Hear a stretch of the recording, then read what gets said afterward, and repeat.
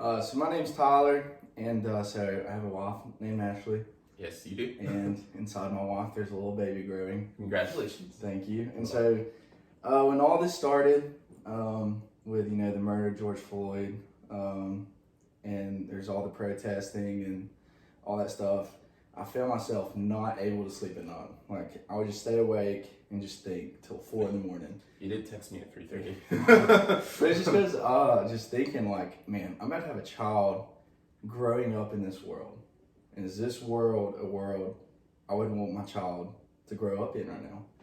And right now I would say no. Like, oh yeah, I mean, it's just like there's so much uncertainty. There's so much division in this world. And I was trying to think myself, what could I do to make it more like a world I want my child to grow up in? And I think for me, what I came up with was trying to understand both sides of the story. Like, try to understand what it's like to be African American in this world, because clearly I don't know. And I think a lot of the division comes from not understanding. I think both sides just think their way is right. Yeah. Their thought process, their opinions are right. And there's no middle ground. There's no trying to understand the other side. Yeah. And not that, like, I really, not that there's a side I'm on, but I want to understand better what it's like to be African American in the United States. I want to hear what your story has been like as an African American in the United States.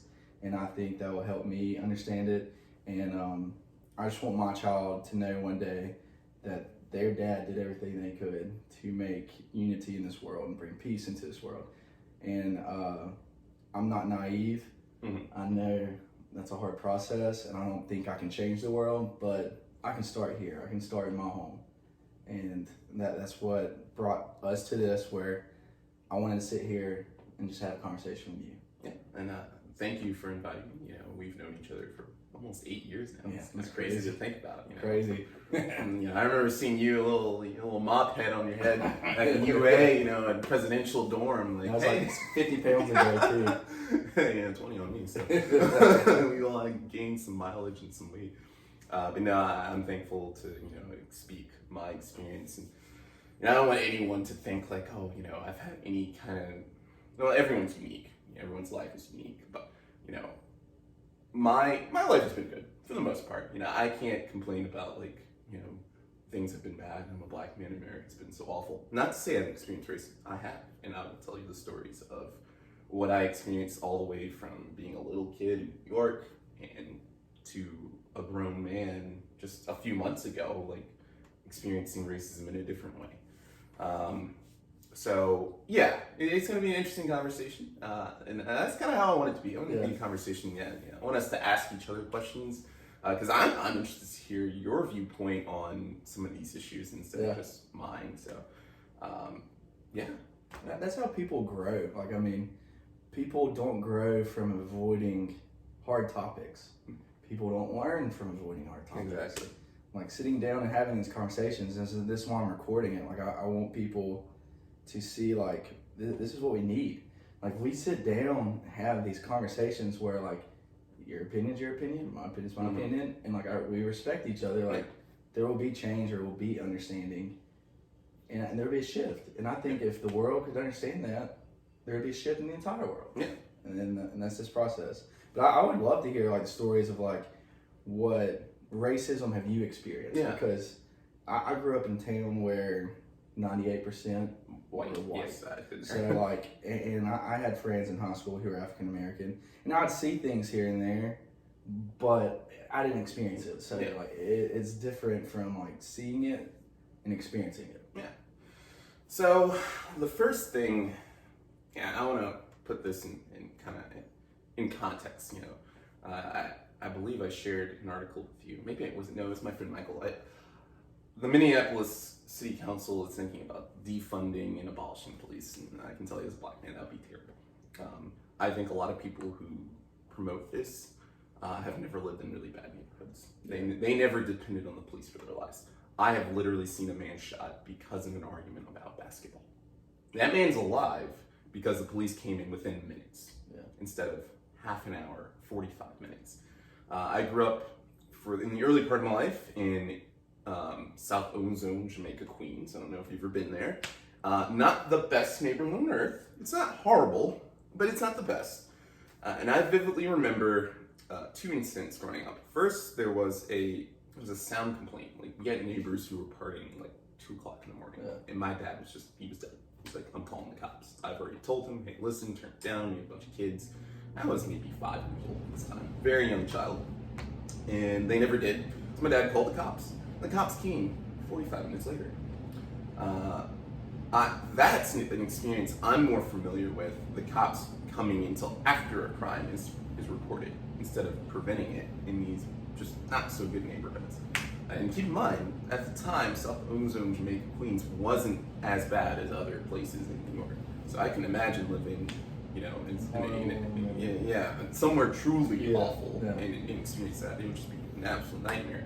But there's a second incident, and this happened, I want to say 1999. My memory is not as clear with this kind of stuff. It's been so long, nearly 20 years, obviously. And I was maybe 6, 7 years old, and we're about to move. And I hear a noise, outside the house. And I think, oh, it's the neighbors again. They're partying. And I said to my dad, Daddy, well, why are they so loud? Why are our neighbors so loud? And my dad said, well, that's not music, son. Those are guns. We meet better neighbors. We're going to move now. And we did. We moved to Alabama. So I don't know if my dad called the cops in that situation or whatever. I have no idea. I'm too young to remember. But when we moved to Troy, I was 7. I was entering the 2nd grade. And for whatever reason, in our PE class, the way they did every Friday, they would send the good kids to the gym to play to play dodgeball. And they let the bad kids play outside.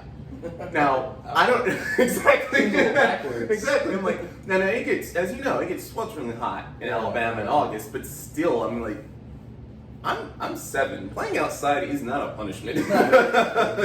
Weird. But I just moved to Alabama. I've been there maybe 2 weeks, and I'll never forget this for the rest of my life. Now, I'm not going to say the coach's name because I'm not about that, but there were 2 coaches. I remember them vividly. I remember their names. Oh, that might pause. Yeah, no problem. Oh, no, it didn't, but I'll just... We'll edit it out. Anyway, so there are 2 PE teachers. I remember their names. I remember their faces. Like I said, I'm not going to, say their names here because I don't think that's right. I don't believe in doxing people. I just don't. But I'll never forget. One of them, this one followed me through the 12th grade. Not followed me like Mr. Feeney, but like he was always a coach in my school in the 12th grade. I remember he looked to the other coach and he pointed at me and said, "You must be a bad kid." Now, I was raised, this might be surprising, I was a super shy kid. And Damien, I know, I really was. I don't believe it. I really was. And I was raised to never disrespect or talk back to adults. My parents told me, if adults says something, you comply. That's your job. You're a child, you comply, you listen to adults. And I was thinking, like, I've been here for 2 weeks. How can I be a bad kid? And the other coach said, I think he is a bad kid. I said, how? I've been here for 2 weeks. I didn't have time to be a bad kid. And it boggled my mind. So as a little kid, I assumed, like, oh, they just got me confused with someone else. I didn't understand. But no. Like, now as an adult, I see, that was bullshit because they had 2 points of view. And there's only 2 that can be true. Either A, in their mind, bad equals black. Or B, they can't tell the difference between 2 black kids. And almost all the good kids, but 2 or 3 are white, and every single bad kid is black. That doesn't look good. So those 2 coaches, I've never liked them since. One of them, I may have said this earlier, but one of them, he followed, my group of friends in their coaching, through track and soccer and whatnot as their coach for years, all the way through high school, and I just wanted nothing to do with him. He was also the school bus driver for field trips. So I'm like, I'm gonna sit in the middle, not in the back. Yeah. In the middle. I want to be as far away from him as possible without being stereotypical. But yeah, so those were my childhood experiences with racism. Fast forward about 10 years. So I'm in high school, sophomore year. And the way my school worked, like before classes started, we can like sit around on the benches outside and talk. And I'll never forget this girl who, for all intents and purposes, I'm not gonna say her name, she's a bitch. Like, I'm not the only one who felt that. She, I don't know how we got to this subject, but she said, Damien, you're not black, you're an Oreo. You're black on the outside, white on the inside. Naturally, I was very offended by that. Yeah. I'm like, well, A, what makes you think, like, what it takes to be black? What made you, a white girl from Troy, the authority of blackness? Please tell me. But being the weird guy that I am, and this probably won't surprise you, I did a survey. I literally went around school, and I talked to maybe like 80 people, and I asked them, like, do you think I'm white or do you think I'm black? I wanted to pull some things. And I'll never forget, I went up to my friend Jamal. He was one of my good buddies in high school. And he said, man, you're not black or white, you're Damien. I'm like, what? Okay, that's different. So I added that to the survey, and lo and behold, that one was the one that won. Yeah, Damien was the one that won. I'm like, huh, this is interesting. So it was an interesting moment. And this is 2007, 2008, you know, the world was simpler, I guess. Not that these things weren't happening, man, it just felt simpler. But I'll never forget that moment. It's like, huh, this is an interesting kind of subject to grapple with. Like, what does that actually mean to be black, and how do people view me? And I figured that people just knew me as kind of the weird, quirky kid at school. The next racial tension I didn't experience, but I noticed in Alabama. This is the only time in my entire life I've ever noticed racial tension in Troy. And it was the day after Barack Obama won his presidential election in 2008. I'm sure many of towns would probably say the same. Yes. So I went to school, and I'll never forget, all the black kids, all of them, they were celebrating like they had just won a small fortune, like maybe like $300. Nothing too big, like they're not like dancing around, but like they're pretty happy. They just got a small fortune. And all the white people, literally every single white person, student, not teacher, student, they looked like they just lost like a distant relative. They were sad, but they weren't like weeping or anything. It was just very somber. And I'll never forget this. I walked up to this group, and you know, I'll never forget, like, one student said, oh, here they come again, because, like, some other black students are like, yeah, we won this time, or something like that. Because I heard that. I was like, oh, okay, guys. I think we all win as Americans, right? Democracy, all that jazz. And I'll never forget a student named Josh. I won't reveal the last name. He said, don't worry, guys. It's Damien. He's one of the good ones. I'm like, oh, my God. I'm like, well, I thank you for thinking I'm good, but that's kind of racist, man. But that was the only time I noticed that kind of racial tension in Troy. Not saying Troy doesn't have problems, but that was it. But fast forward, next, kind of, this sounds so awful. Next racist incident of my life. Once again, it's a long wait. I'm 24. Wait, no. Am I 24? It's 2014, so I'm 22. I'm 24. I'm so sorry. I'm 22. So this is when I was working in Louisiana. Remember that? Yeah. You were working at the Capitol, right? I was working at the Capitol at first, and then later that year I worked in Louisiana. Okay. Yeah. So this is the last event I have to do for this job. I'm working on a campaign, a Senate race down in Louisiana, mostly Baton Rouge. And we're working, my coworker and I are partnering with a fraternity. And the fraternity guys, they were cool. Like, I had no problem with them. They very chummy, good guys. But then it's the day of the Alabama LSU game. That comeback. You remember that? That was a great game. It's the only time a kicker came through for us, at least. Yeah. And I'm on the way back to our hotel. We didn't have tickets. We were done tailgating. And it's just me and my coworker. We're the only two people on the street. Were you wearing Alabama gear too? No. I was underneath a blue shirt that was buttoned up. So they couldn't tell. They couldn't tell. And I drive, and I hear this car drive by, and someone said, nigger. At first, I was like, is there another black person here? Yeah. Nope, it was me. And I got furious. I was like, well, fuck you, dude. And it was an odd and awful experience because it took me a while to kind of process it. Yeah. I don't know why this person said that or whatever. It doesn't matter. Racist is what it is. That was the only time in my life I've been called that, at least by a white person, that I can recall.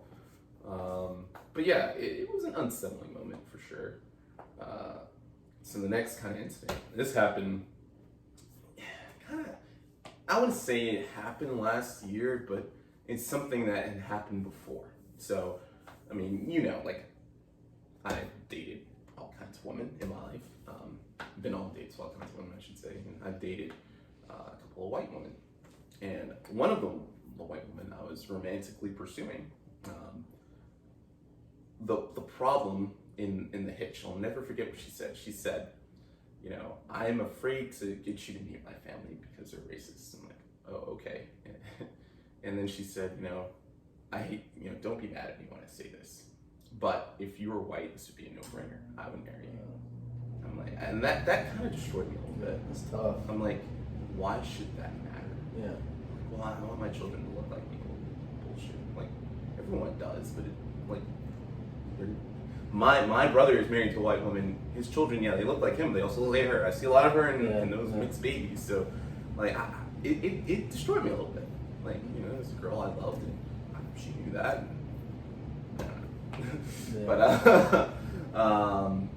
Yeah. But that was probably the most painful of all these situations. Well, it's just not gonna love you for like you being you. Yeah. And you didn't deserve her anyway. Yeah, well, thanks. Yeah, I mean, and I've seen, which, like I said, my experiences are from like the other side, like where I've seen it, and like the whole presidential thing with Barack Obama saying. I remember when Trump was voted for president. The next day, so I stayed up all night and kind of like watched it because I was working on homework, so I was watching the background. So I see Trump gets nominated. He's now our president. Well, at the time, I was working an internship at a school in Tuscaloosa, Central Elementary. Oh, yes. So, as you know, that school is predominantly African American. Yes. So I walk in the elementary the next day, and all these little kids, are like staring at me like I'm the reason Trump was just voted for president. Yeah. I voted for Ben Carson. So I remember. I was like, trust me, it wasn't me.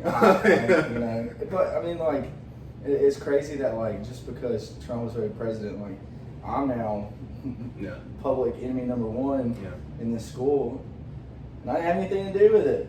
I was like, it's not my fault. Yeah, no, and elections are weird things. Yeah.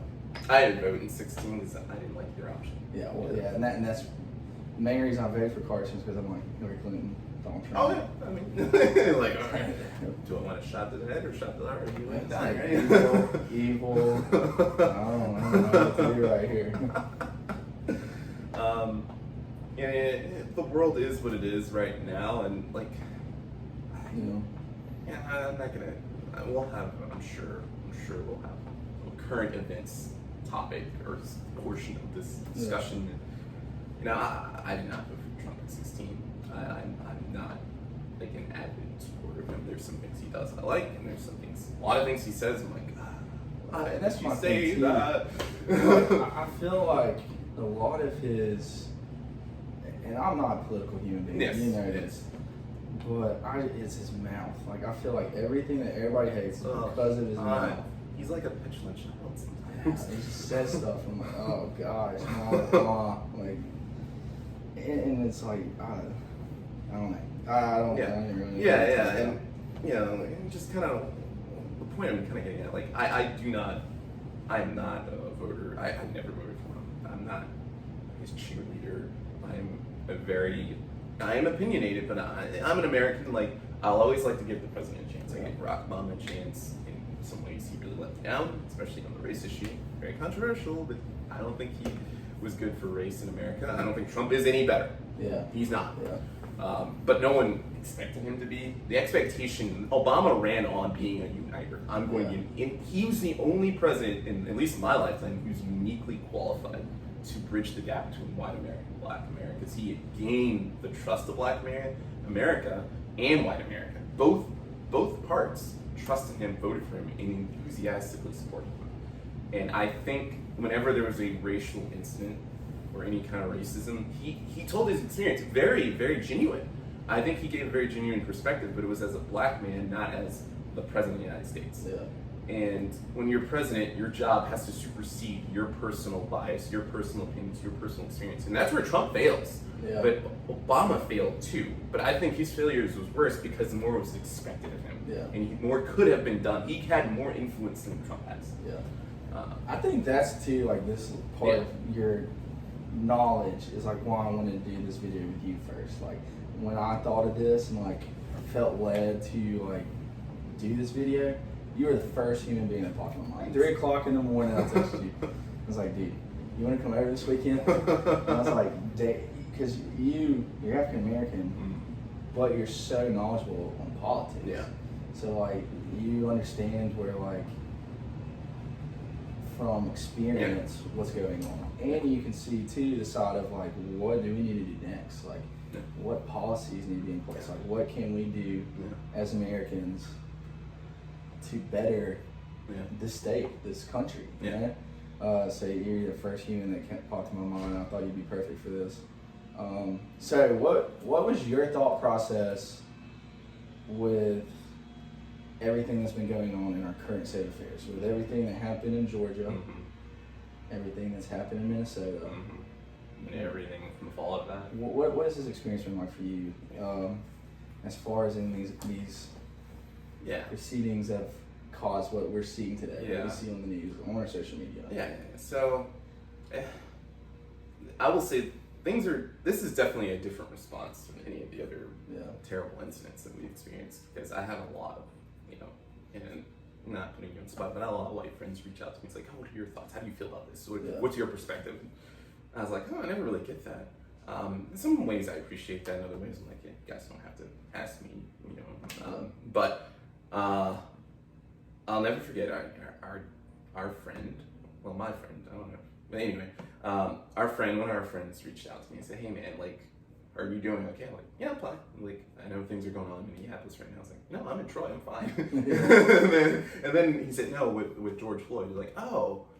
And I said, well, I hate to say it, but like, I kind of expect these things every like few years. Yeah. And that sounds awful, but like, I expect terrible things every few years. It is awful that like we expect it. Yes, and that's more of a critique of what happens, And obviously, police brutality is not exclusive to black people. There are plenty of white people killed by cops, so plenty of Hispanic people killed by cops. It is a more universal expectation for men than it is, just for black men in specifically. But then I said, I'm also not surprised by these riots either. There's two reasons why. One, keeping the country shut down from coronavirus is never good. People get antsy, they get stir crazy, and they literally become crazy. Kind of reminds me of the movie The Shining. All work and no play makes me a dull boy. Well, what really did, it made him go insane and try to kill his family. So you keep people unemployed, you keep them locked indoors because you're afraid of a virus. What's going to happen? People are going to riot the first chance they get. That's human nature. They're going to want to steal shit. So literally, people say, I'm going to get mine. Yeah, so you think this is like almost like a snowball effect? Yes. With all this coronavirus happening? It was a snowball effect from that. Pent up rage, pent up just when they're already so enraged with the government. Young people with no jobs or who are underemployed. They feel like they have no future. They're angry at the government to begin with, and now you get a legitimate reason to be angry at the government. Not that the virus wasn't. I think I was very angry. They shut things down, but now you someone's killed at a bureaucrat's hand. And let's just be frank: the police are bureaucrats with a gun. They're government workers with a gun. That's what they are. Most police are not heroes. Most police are not villains. They're just guys and girls who just want to get through their mundane day without any incident and go home and eat dinner. That's what most of them are. They just want to get through the day. Just like any other bureaucrat. This bureaucrat happens to carry a gun and has the right to shoot it, to fire it. So I wasn't surprised by the riots. What angered me about all of this, I'm not as angry about, I'm angry about the death of George Floyd, but the cop he's arrested. All the other cops are arrested. That situation is going to go to court. Like, one way or another, it's gonna get adjudicated. You know, it's been done. You know, I think at this point we just gotta trust. If you don't trust the legal system, I understand, but just let the legal system work before we have any more knee-jerk responses. Yeah. Give it a chance. Give it a Yeah. chance. Even, I know in the past it has not always been good, particularly with black people. That's just the absolute truth. It has not. But to say things aren't exactly as they've been in 1965, that's just painfully false. I was talking to my grandma about her experience growing up in Troy, and she was telling me stories about her family saying, you cannot go to these stores. They didn't tell her why. Why? It was like Jim Crow. Yeah. They might burn a cross in our front yard, at night, or worse. But no, like things are bad for black people now, and they were 40, 50 years ago. There's just absolutely no way around that. Yeah. Okay, and anyone who says things haven't changed, they're full of shit. You can tell them that to their face. They're full of shit. Okay? Probably will not do that. I will tell them that. You're full of shit. If you think things are exactly the same as they were in 1968, you are full of shit. Okay? There's a lot of ways it's changed. Now, that doesn't mean it's perfect. Things could and need to get better, but things are getting better. And I'm an optimist in that way. I'm an optimist that people's hearts on this issue are improving, because they have already, and they will continue to do so. The fact that we're having this conversation proves that. Yeah. The fact that you care about your child not living in this proves and you're not unique or alone in it. There's a lot of people, white, black, and everything in between, that want a better future for the next generation. But I get pessimistic when the politics get in. And the politics in the media. Those are the two. I've worked in politics. I've worked in Congressional Hill. I've worked in various campaigns all the way down from the state senate all the way up to presidential election. And I can tell you from personal experience, very, very, very, very few decision makers in politics are worthy of your trust. Yeah. These are individuals who use people's powerful and reflective opinions about politics as a way to divide Americans for their own benefit. They want votes, or they want power, they want influence, they want money, or sex. These are some horny motherfuckers. They will fuck anything. But seriously, those are five. Those 5 things. That's all they care about. And there are a few people who legitimately care about the people. A few politicians who do. A few activists who do. By and large, they want power, influence, sex, money, and drugs. Not drugs. They want that. That's what they want. And they're very manipulative. They know how to manipulate people's emotions in order to get that. And they do. So when I hear, at first, literally, my first response from the reaction of George Floyd's death was, oh, maybe things will change this time. Because it seems like it was like a universal response. I didn't agree with everyone's response, because some people started getting into where we are today, like all police are evil. I'm like, okay, well, throw nuance out the door, right? But I appreciate that at least we were unified in something. Yeah. I love this country. I do. I know, maybe that's passe to say, but I love this country. I'm thankful to be an American. I'm proud to be an American. Faults and all, I'm very proud. I think this is the best country on earth. And I do. I'm not apologizing for that. How can a son of a truck driver and stay-at-home mom pursue his dreams? Well, that's my life story. Yeah. It's not just the racist part. Like, those were few and far between. Like, I literally had to jump years in advance to tell my whole story of dealing with racism. That was it. That I know of. That I can vividly remember. But there's a lot of good in between. There's a lot of opportunity I was given. There's a lot of, rewards I earned. And I earned that in this country. And I believe, very few countries can give you that kind of opportunity. And, my favorite part of Declaration of Independence is, it says, we have inalienable rights to life, liberty, pursue happiness. Pursue happiness is one that really strikes me, because I interpreted that as I can pursue my happiness as I define it without any higher human authority telling me otherwise. If I want to make a movie, cheap movie, I can. Like the one we watched last night. I'm sorry, man. That was a horrible movie. Or if I want to jump into sales, if I want to start a tech company, if I want to write a book, a comic book, these are all things I've thought of and are doing. If I want to do these things, I can. And to me, that's just powerful. Yeah. Not that other countries don't allow you these opportunities, and I like to travel, but we were literally the first modern society that says it is your right, your God-given right, to pursue that if you want to. It was always perfect in the application, in fact, horrible at times in the application, but once again, programs. We are getting better. But political activists today on both sides will not let us heal. They will not let us unite because it's not in their interest. So naturally, the argument, and look how quickly it jumped from racism is bad. We all agree with that. Police brutality is bad. We all agree with it. Let's get rid of racism. Let's get rid of police brutality. Things everyone pretty much agrees to, oh, police are bad. Police are bad. Let's abolish the police.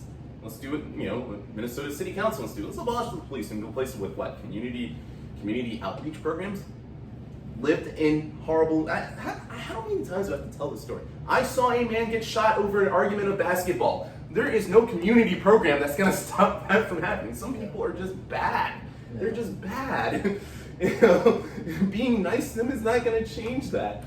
So what some community worker is going to say, you shouldn't shoot that man. That's bad. Shame on you. Bullshit. No. No. That other man who shot alive today because police came in a hurry and then a hot ambulance came in a hurry. That's it. That's it. But, this in Minneapolis wants to try that. All power to them, let them try it. We'll see how quickly their city descends into real chaos. But no, that's exactly what I'm talking about. Know quickly the political actors take advantage of what should have been a unifying moment and turns it into a political movement for their own advantage. And then you have the reflexive, that's the side from the left, and on the right you have the reaction. And the reaction is also going to be one-sided, it's going to be very divisive, and then we're stuck. We're exactly right back where we used to be. And it's a cycle, it's a never fucking ending cycle, these people. I don't support violence. I'm a pacifist guy. I've been in one fight in my entire life. It's when I was 5 and I lost. Sorry about that. Yeah, I lost a 4-year-old. Happens. I've literally been in 0 fights my entire life. Good for you, man. I'll literally find any other direction we can go before. Not a fighter. Good for you. I'm very much a pacifist kind of person. I don't understand riots. Like, what was their point? What was the point? What was their goal? Well, and that's what was tough too is like social media. With social media, you see all these people like making claims for why their argument and their response is correct. Most of them are white, right? Yeah. White privilege. Well, yeah, and that's the thing. Like, and I saw half the videos I saw of people breaking windows were all like white people. Mm-hmm. Like the Target video, Target getting destroyed. I saw like 50-year-old women everywhere, white women everywhere, grabbing lamps from the furniture section at Target, just running out. And we all have a right to our responses. And like, my opinion on it, from what I've seen, watching these videos, like their response is their response, and that's okay. But I'm not about to go loot anything. I'm not about to go to these protests. This is my response. My response is like to seek understanding through conversations with my friends who've experienced these things. And I'm not going to tell the person protesting their response is wrong because that's their response. That's what they think. Now, I think any response that stems from like hatred or from like selfish reasoning, I think those responses are wrong. Yes. I think anything that's like got a selfish backing to it is the wrong response. But a response to like that they believe will create unity, if that's what their true motivation is behind their response, who am I to ever tell them that's wrong? If their response is for unification and that is truly the backing of that response, go for it. Well, I'll speak my mind on the riots issue and put this to bed. Riots and protesters are obviously they're different. Someone who's protesting, I don't like when people say, they say peaceful as in they're not doing active violence. These people aren't always friendly, and that's fine. You don't have to be friendly as a protester. You're supposed to agitate a little bit as a protester. That's part of protesting. There's a difference between those people and people who are burning, looting, destroying. If you are burning, looting, destroying, I'm gonna look in the camera. If you're burning, looting, destroying, I don't care what your reaction is. I don't care what your reasons for doing. If you're doing that, you're doing something evil. Maybe you are not evil. Maybe you have good reasons for doing it. But the road to hell is paved with good intentions. Do not lead us to the road to hell. You're part of the problem. And I'm not being cliche. If you go to jail, your ass deserves to stay there. Okay? Don't respond by a black man's death by destroying black businesses. That's white privilege. If you support it, you're practicing white privilege.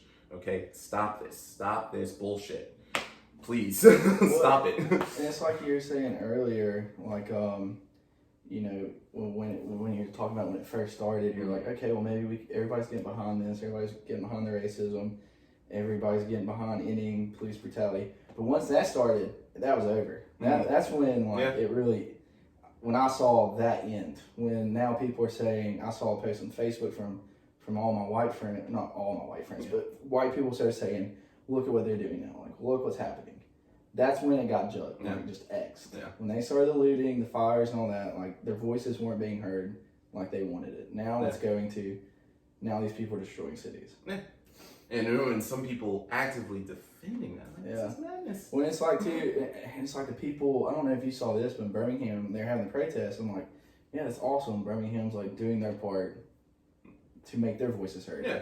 Now all of a sudden I'm seeing videos of people jumping the journalists and like punching them. Yeah. Now you're not thinking about that anymore. You're Exactly. thinking about they just jumped the journalists. Exactly. They just punched the journalists. Exactly. These protesters are now punching and kicking a video cameraman.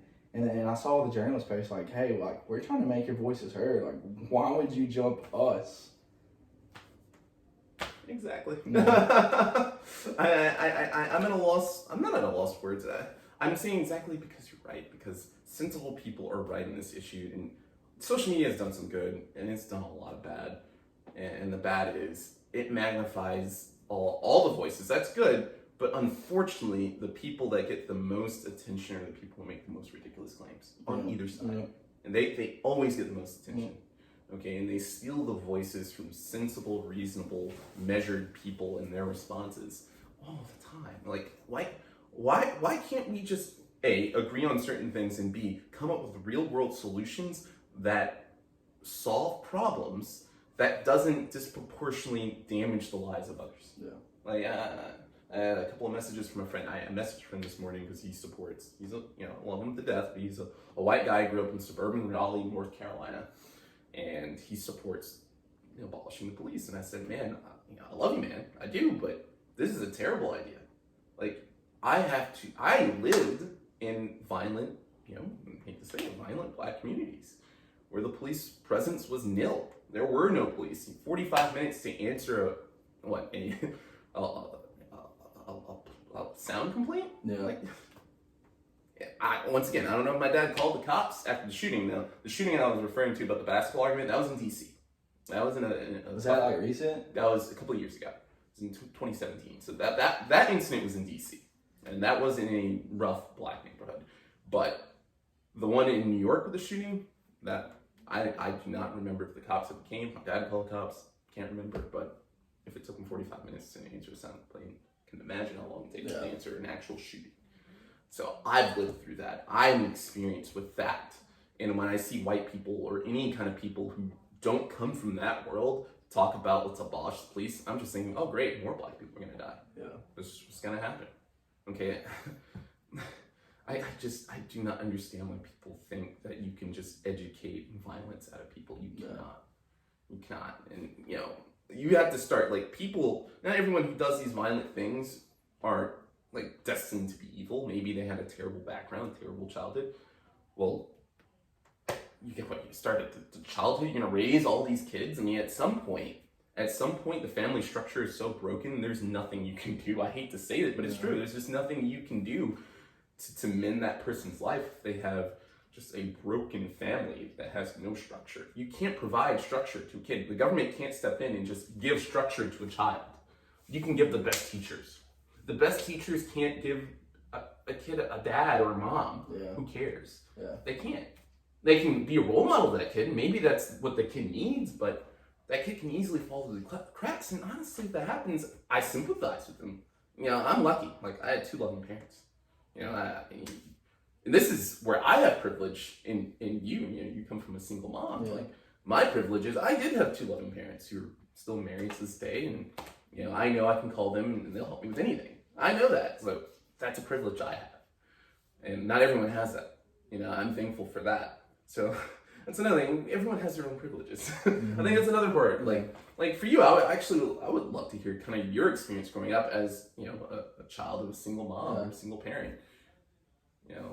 How was that unique for you as opposed to like people who have two parents. Yeah, well, I mean, like growing up with a single mom, I got lucky because I had a single mom who did anything and everything to provide for me, and I had a family that did everything they could to provide a good life for me.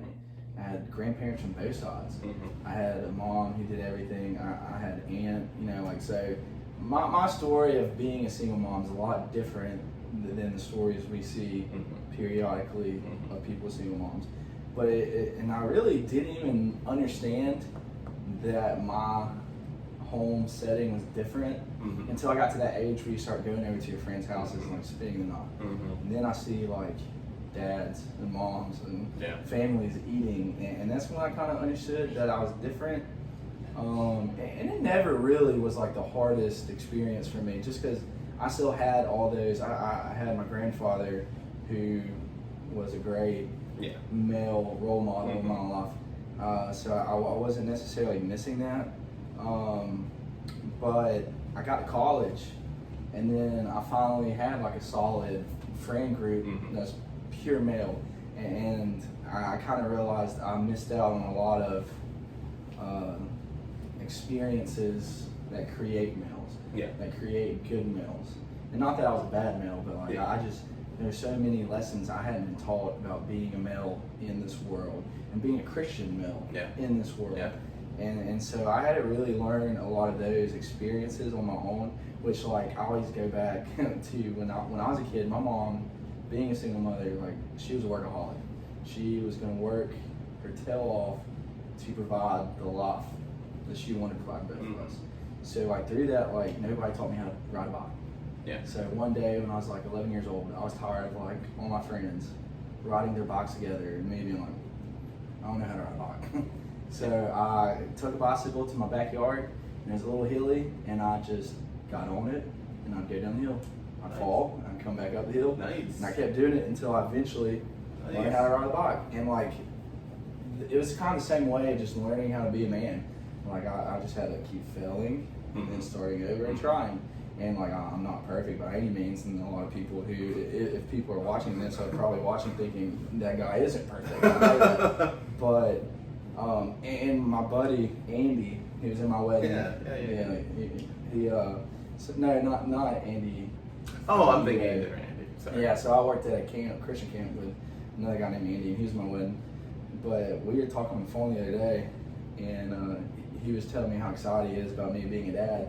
And he's like, I kind of envy you because like even though you didn't have that father figure, like I feel like that makes you a better father figure for like your child. And like I really appreciate that. But like I mean, I kind of agree with him. Like not that I know how to be a good dad, and I'm sure I'll make a lot of mistakes, but like I know what impact having a father figure, not having a father figure, can make on your life. So like it created like a want for me to be a good father figure to my child. It like creates and instills that kind of passion where like, okay, I didn't have this, I want to be this. So I got lucky. I got really lucky with the family that I have. That part of my life, it's part of my story. And this is like too, like when we were talking about this right before we started this video, one thing I hate when people say, I don't see skin color. Yes. I hate that. Like, very cliche. And like, and I know I'm white, so like maybe Yeah. But you said you don't really.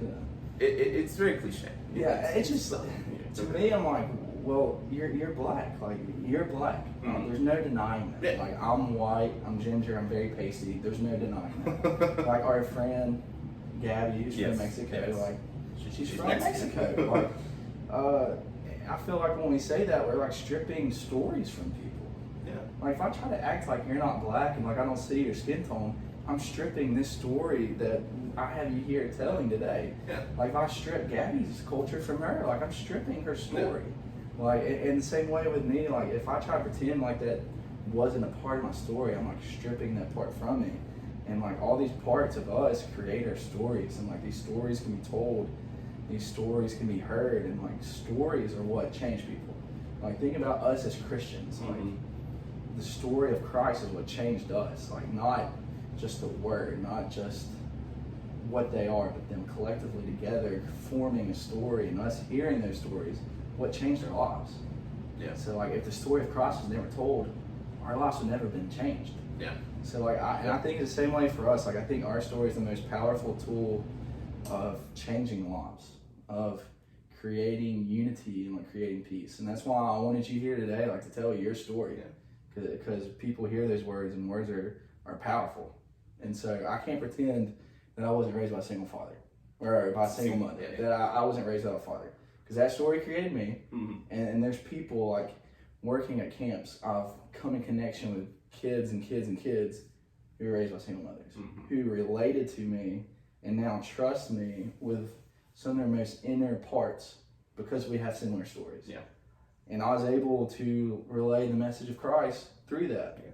And so some of those kids experienced change because of my story. Seeds were planted because of my story. Mm-hmm. And I'm hoping that when people watch this video, hear your story of an African American, see me as a white American, and how we can sit here and have these civil conversations and like create understanding. Yeah. And I would wish and hope that would be powerful to them, and that they would want the same, that they would want change for that. And like people hear Gabby's story about being a Mexican, moving to Alabama, going to UA, like, and having that story.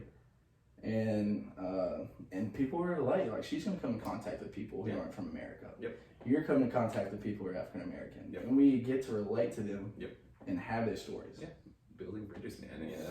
That's that's the beautiful part of all this, is to be able to build these bridges with people who aren't like us, and people who don't think like us, and you know the phrase people who don't look like you, and that's certainly part of it. It's just people who have a different life experience. I was telling you about my friend who supports abolishing the police. His life experience is very middle income suburban American. Yeah. He had a very idyllic life. Love him to death, good guy. That just isn't the life I'm familiar with. And a lot of people's perspective, even when people want to do good, I said it before, the road to hell is paved with good intentions. Even when people like Matt, people, just naming some friends that I have, people like Matt and Josh and Colby, people like that who are like genuinely good people. I don't think they're ill-intentioned, but when they want to become like hashtag allies, I hate hashtags, hashtag allies, like, and they propose some of these just absolutely absurd opinions. I'm like, this is a bad idea. Yeah. Like, I get where your heart is, but you are speaking as someone who did not have to, like, you're speaking as someone who had a different life experience. And to you, when you see the police kill a black person, you get angry, as you should. And then your knee-jerk response is, well, let's get rid of the police, because I never had to deal with police saving someone's life. Thankfully, I wasn't shot. I don't know anyone personally who's been shot. But seeing a shooting, that's going to change your mind on, like, hey, maybe the police aren't that bad. Yeah. And they help save a person's life. Yeah. Just saying. Well, that's where I feel bad too, because I feel like out of the police force, like 90% of them are good cops. Yes. But because of what's happened in the past of this country, all we think about are the bad ones. Yeah. Once again, it's the worst get the most attention, and the why, worst are horrible. Absolutely horrible. And that's why, like, everything that happened is tragic, and like my heart broke for what has occurred, and like my heart breaks for the people the families that are affected, and it's awful. But I just feel really bad for all the hate that's going around for everybody. And I really wish that we could just find a way to like just find peace. And I'm not naive. I know like this is gonna happen again. This is gonna happen. And there's always gonna be horrible things happening. Because nature. This world's evil. Like our nature is very selfish. Our first instinct's always us. Yes. So because of that, this world will always be broken. This world will be full of broken events that causes racism, all this stuff. Like we'll see it again. Like this is gonna occur again. Yeah, unfortunately. But like, there's good sides to every story. So like you've experienced a handful of things of racism, but like I say with like I hate when people say I don't see the color skin, like because there's good aspects of being African American. Yeah, absolutely. Like there is, like you should be proud to be an African American. Yeah. Like just I'm proud to be redheaded. Yeah. Like I mean I know it's not the same thing, but like growing up, like Brian Scalabrine for the Boston Celtics, I love that man, and I love that man just because he had that. Like when I hear a music artist like Ed, I don't even say his name right. Everybody always makes fun of me, Ed Sheeran or Sheeran, whatever you say it. I love his music because he's redheaded. And I feel like, it's got to be the same way being African American. There's got to be, when you see something, you get excited because that person is African American. Yeah. Because it's your culture. Like, it's who you are. Like, you should be strict to that. So, like, what are some good things that you experienced about being an African American? Well, like I said, I know I told you this, before we started filming. Like, there's some bad things, experience, and this is a lot of good. This is a lot more good than bad. Like, I can tell you, like, being black, like, I'm sure. Okay, so I think before it paused, you were talking about just like the good things of being an African American in this world. Like, yes. We hear about all the negatives, but we want to hear more about the good things, like what opportunities you've had and like the experiences you've had that have been good as an African American. Yeah, absolutely. Like, I know white people, white families have family reunions, but there's nothing like a black family reunion. And it is just so much fun. It's very lively. Yeah, I regret, kind of as a kid, I didn't like going to it. I was like, my family was kind of like, I wouldn't say the black sheep of the whole family, but we didn't like to do a lot of things with everyone else. But I kind of regret that now as an adult because, it's so much fun. And, one of the things I've made a priority the last few years is reconnecting with my cousins, particularly the cousins on my mom's side, just because they've been out in my life for so much longer. But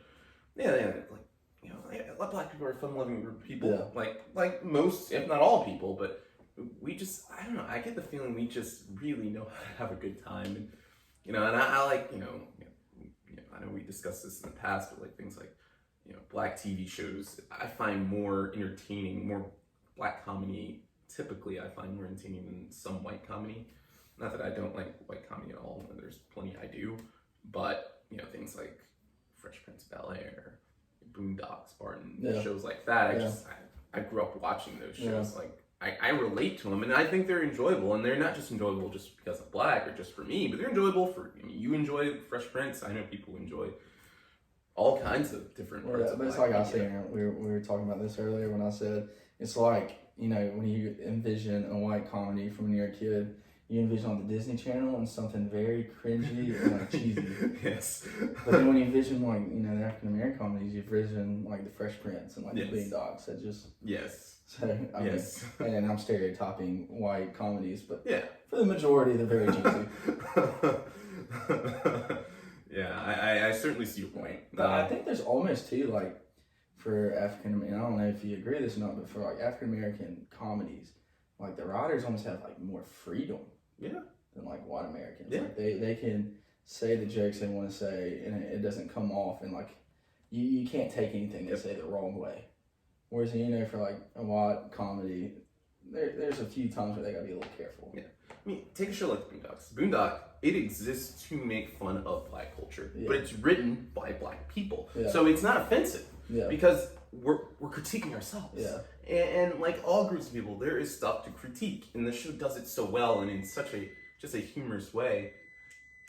Yeah, it does it in such a humorous way that it doesn't come off as like, listen, we're all terrible. Like, no, it just comes off as kind of like a fun poking. Well, it's same with like Martin, like this whole point of Martin. Yes. I know, like you particularly enjoy like a lot of things within black media. Like we were talking about Bad Boys last night. You like all the Bad Boy movies.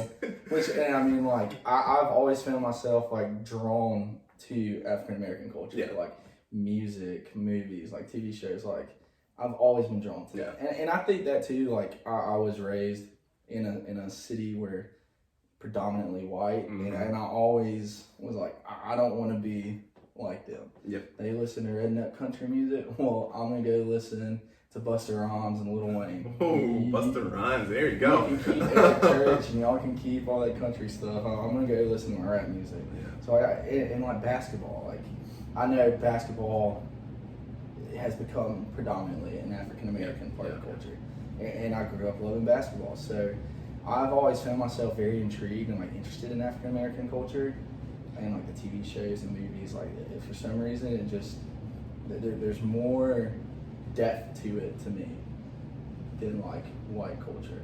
Yeah. Like listen to a country song. It's all the same. Now, granted, there's some rap songs like not depth at all. Yeah. But I mean, if you look at like especially like '90s rap, like it's so some like good stuff Tupac, there. like Yeah, you have a lot of that Tupac music. Tupac, Biggie, Like- Nas, Ghetto Boys. I mean, you can just go on and on. You Yeah, know? like That's just the Illmatic. surface. I had Illmatic. Ah, album on my iPod. My mom probably wouldn't approve that shit. But in high school, I listened to Illmatic, and like there's so much depth, like just talking about their experiences in the world. Where you listen to country music, it's like if it's not a love song or if it's not about drinking a Miller Lite on a Friday night, you're not selling anything. So like I just thought there's a lot more depth to African American culture, and I always found myself very intrigued by it. Mm. Yeah, and you know, one thing I think we're, you know, at least black media doesn't do as well is putting a spotlight on some, you know, black professionals. You know, we put a spotlight on black entertainers, athletes, and all that. And we were very proud of what many of them are doing. No, I'm not one of these people like if they're black, I'm cheering them on. No, not all black people need to be cheered on. Yeah. But generally speaking, like, you know, we're proud of the vast majority. There's a lot of black entertainers and athletes out there that I don't agree with. You know, I didn't agree with everything about Brooke. Well, we went into that, but I was happy that he won in the sense that I love the fact that my grandma, who'd grown up in Jim Crow, like, got to vote for black man, and I remember she cried. She cried in '91 because she thought she shouldn't never get that chance, and not just her, but also like my uncle, who's almost 100 years old. Like, think of the life he lived. Yeah. Like, worst of the worst to voting for a black man and seeing all the progress that's happened. And he's very proud to be an American. Yeah. He fought in World War II against the Japanese as a minesweeper. It was a hard job, yeah. And he survived. Yeah, I thought that'd be a fun job. So, yeah, no, I'm thankful. And then whenever, I know you said before, like, you always get excited when you see, you know, a ginger succeed or a ginger do anything, you know. He once told me, like, yeah, I like Thomas Jefferson because he was a ginger. Yeah, it's just like, I don't know. I mean, I'm proud. I'm redheaded. Yeah. And that's unique to me. Yeah. And that's created my story, being redheaded. Exactly. Like, there's no denying that I'm redheaded. Exactly. I have this red beard. Yeah. I have red hair. Yeah. Everything on me's red. Yeah. So like when I see another redhead, like I feel like we're automatically related. Yeah. Like I feel like, oh man, that's redheaded and he can sing that pretty. Yeah. That's awesome. Yep. Or that's a redhead and he's shooting threes. Brian Scalabrini's my boy. I love Brian Scalabrine. So like, and I know it's not the same whatsoever, but I just feel like there's a culture, and that's why I've said it probably 17 times now. I hate when people say they'll see skin tone, because like that's who you are. Yeah. It's like your culture. Like you shouldn't be ashamed of that. You shouldn't act like you're not black. Yeah. I shouldn't act like you're not black. I feel Yeah. like I'm stripping you from who you are if I try to act like that.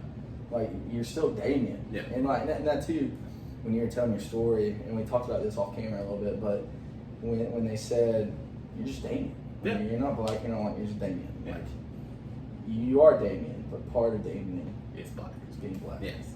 And I am Tyler, and part of me is being redheaded, being white.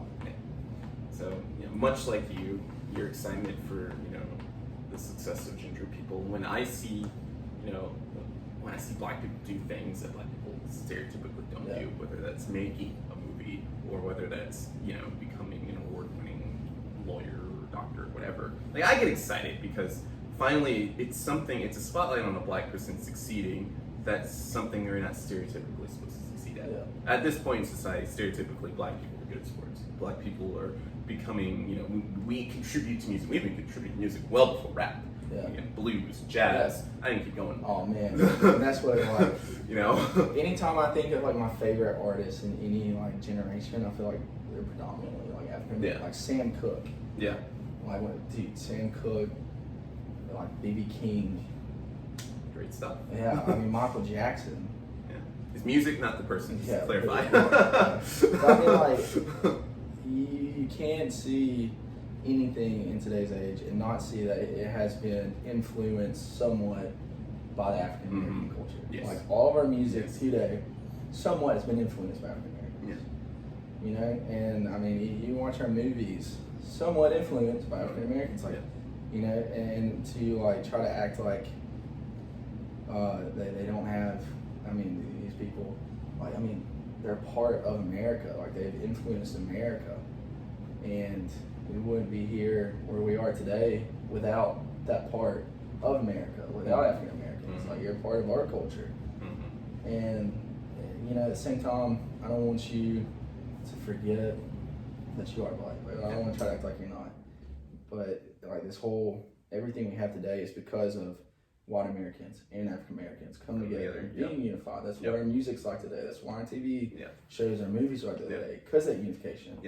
And I just want to get back to that. Same. I want to get back to like focusing on that. Like we've seen very racial things happen. Yeah. And they're awful. Yeah. But we have made progress, like you said. We certainly have. We have. And you know, one of the last things I kind of want to talk about before we conclude the video, which unfortunately we have to do soon. First is, I don't want, and there are people out there who want to make white people feel guilty. Yeah. And like, who even say you will, no matter what you say, no matter what you do, you always be racist inherently because you're white. Yeah. And that's bullshit. That is not true. There's no truth to that. I want everyone to understand that, like, your race does not connotate racism, and it does not connotate value. Like, it's pretty racist to think that just because someone is a certain race, they're automatically racist or have unbiased races towards black people. That's just not true.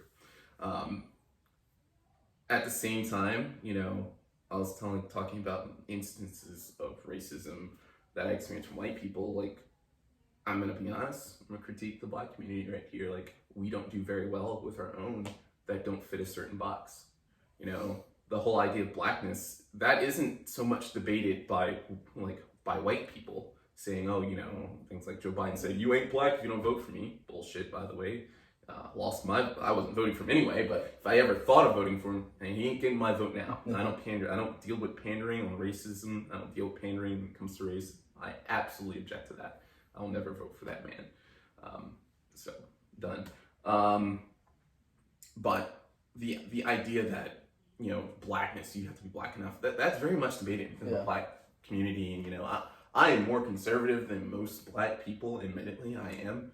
And there are some black people who just don't like that. And they connotate, you know, some of my political beliefs as betrayal of my race. I'm like, no, bullshit. No, like, I think my beliefs help us, and not just us, but help all people. Yeah. And I'm not like waving the GOP flag.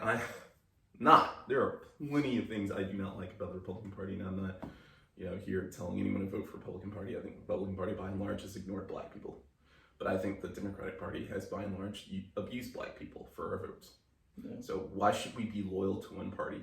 You know, I mean, both parties have inherently either mistreated or ignored black people. So thus we should be loyal to none. We should vote for whichever candidate we think will progress us further, but not just us, but the entire country. Yeah. And sometimes as a Republican, sometimes as a Democrat. But the fact that black people just lock and step, on average, vote Democrat, I think it's a tragedy, because that party's is doing very little for us in real time. It just really isn't. Yeah. Well, I appreciate you coming in. Yeah, I appreciate it. And that's what, like, we've been talking about this. I just love having, like, thought-provoking conversations. Yep. And I think the world could use thought-provoking conversations. Like, and you know, people watching this, like, y'all might not agree with some things we said. And that's okay. Like, there's some things you're going to say, I don't agree with. Yep. There's going to be the things I say that you don't agree with. But if you can't sit next to each other, have thought-provoking conversation, and, like, be okay with it, then nothing's ever going to change. Exactly right. There's never going to be understanding between white Americans and African Americans. There's never going to be change in this police force. There's never going to be change in the politics stance. There will never be change if you can't sit, have a civil conversation, and have thought-provoking conversations. Because that's where we change. That's where we start to understand one another. That's where we want to do better, where we want to create change. And, you might change my mind about something. I might change your mind about something. Absolutely. And that's not going to happen if we can't be civil and have those conversations. Exactly. We need to stop yelling at each other. That is not good for the country. The fact that, and I said this for years, one of the reasons why I got out of politics because I saw the abuses of, I said this earlier, manipulative efforts by political actors to, get us emotionally charged. But it is not good that we've made politics personal, that we've personalized politics, that if you don't agree with me on every single issue or on the vast majority of issues, you can't be my friend. It's a shame. It is a shame. And a little bit into what's going on in my life right now, I've recently interviewed for a job that might move me to Chicago. Cross your fingers. Maybe by the time this is out, I'm in Chicago working there. But I'm looking for housing, and on one of the websites I'm looking at, the people we don't want any Trump supporters. I'm like, you are completely... And you see this on dating sites. I mean, you don't. You're married, but I see it on dating sites. I don't see anything. I see it on dating sites all the time. Girls no Trump supporters, swipe left or whatever. And I'm like, I'm not. Like I said, I didn't vote for him, but the fact you say that makes me want to swipe left because you're such a small-minded person. Yeah. You can't handle people who disagree with you. You are a little immature person. Yeah, I have all respect for you. This world, we're unique individuals, and we're going to have our unique opinions. And I was telling you this earlier, it's crazy how much division an opinion creates. It's an opinion. It's not even factual. It's not something that's factual. It's an opinion. And I know, even though I strongly believe in some of my opinions, I know that you're not going to. I know that there's going to be people who don't, and that's okay. Exactly. Because you're not me. And our experiences create our opinions. And we've all had different experiences. And if you can't sit down and discuss opinions, then nothing's ever going to change. And that's from both parties. Yeah. That's from the protesters. Yes. That's from the other side of those protesters. Yes. You mentioned that people who are you have to vote straight Republican ticket or else you're bad or whatever. And you see it on this side. Absolutely. Yeah. The demonization of other human beings because they have different beliefs. It's widespread and it's threatening. And hopefully things like this is going to put a damper on that. I just want people to listen and learn and talk to people who aren't like them, whether that's in terms of race, political beliefs, religious beliefs, cultural background. It doesn't matter. It's one of my favorite things about traveling is absorbing new cultures and new people and getting to meet them. I'm the same way. I love going to different states and just seeing the different cultures within just America. Yes. Yeah. I spent some time in New Mexico, just seeing how different New Mexico is from Alabama, even though they're in the same country. Yep. And so we all have our different cultures, and we should be proud of that. We should be proud of our opinions, but at the same time, we should be understanding that there's other opinions, there's other cultures, exactly. And what do those look like? And these are moments, and maybe we'll get invited to the Ellen show after this video. Ellen? And once Corona's over, we can sit with Ellen and discuss her different opinions from our different cultures. Yeah. And that's what it's all about. And I really appreciate you sitting down.